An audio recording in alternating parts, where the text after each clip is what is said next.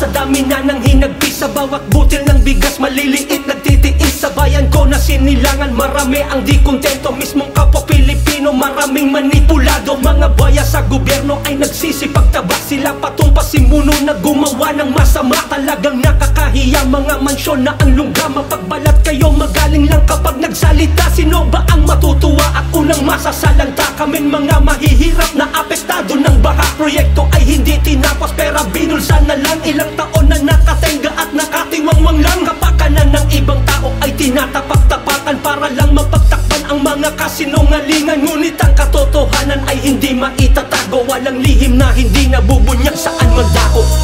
Mga lingkod bayan na tiwali at sakim, masa ay pinaglalaruan ang kaba ng bayan.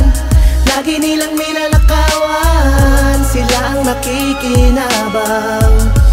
Habang ang sikmura natin ay kumakalam, ano na ang nangyari sa bayan? Bakit tayo pinahirapan? Ilang personalidad kaya ang mapapangalanan at dawit sa katiwalian na dapat makasuhan. Ngunit ang pamamalakad dito ay sadyang mabagal. Kung mismong nasa politiko pera pinapairal, tanging makapangyarihan lang ang may karapatan. Hirap na maipakulong, di agad masentensyahan. Samantalang maliliit sumisigaw ng katarungan. Hustisya ay hinahanap, labagman sa kalooban na makita kapwa Pilipino na nahihirapan. Ng bawat patak ng pawis, sakripisyo ang puhunan. Samantalang mga bayan walang habas, mangurakot. Pera at kaban ng bayan ang kanilang dinudukot. Asaan na dignidad? Ito na ang realidad. Kaya patuloy na lumalaganap kriminalidad. Ganito ang patakaran kung sino ang may salapi. Batas kayang baliktarin ng mga taong tiwali.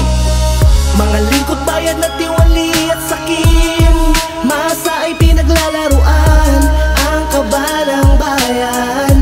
Lagi nilang ninanakawan, sila ang nakikinabang. Habang ang sikmura natin ay kumakalam, ano na ang nangyari sa bayan? Bakit tayo pinahirapan? Ang mga tao sa ating bayan ay puro kasamaan, pero di ko nilalahat, yung iba'y may kahihiyan. Mapagtakpan ng kasalanan, gagawa ng paraan, maikubli lang ang mali sa harap ng sanlibutan. Katakot-takot na pagsisinungaling, pagpapaawa para ang mga tao ay kanilang mapaniwala. Sa harap ng publiko ating parang inosente, sa likod ng maskara asal pala ay bayulente. Para di mahalata ay gagawa ng kabutihan. Saan nanggaling itinulong kundi sa kaban ng bayan? Pinaikot-ikot lamang ang mga maralita. Kailangan na magpabango para ikaw ay matuwa sa eleksyon. Bago bumoto kailangan kilatisin, mag-ingat sa itatalaga at taong pipiliin. Pagkat maraming proyekto di man lamang natupad, isa na ang Pilipinas na malabo ng umunlad. Mga lingkod bayan na tiwali at sakim, masa ay pinaglalaruan ang kaba ng bayan. Lagi nilang ninanakawan, sila ang nakikinabang. Habang ang sikmura natin ay kumakalam, ano na ang nangyari sa bayan? Bakit tayo pinahirapan? Nakikita ng aking mga mata, pero pilit tinatago. Mga dokumentong pinipeke ay kapalit ng 3 ulo. Mensahe ng hustisya, tinatakpan ng dilim.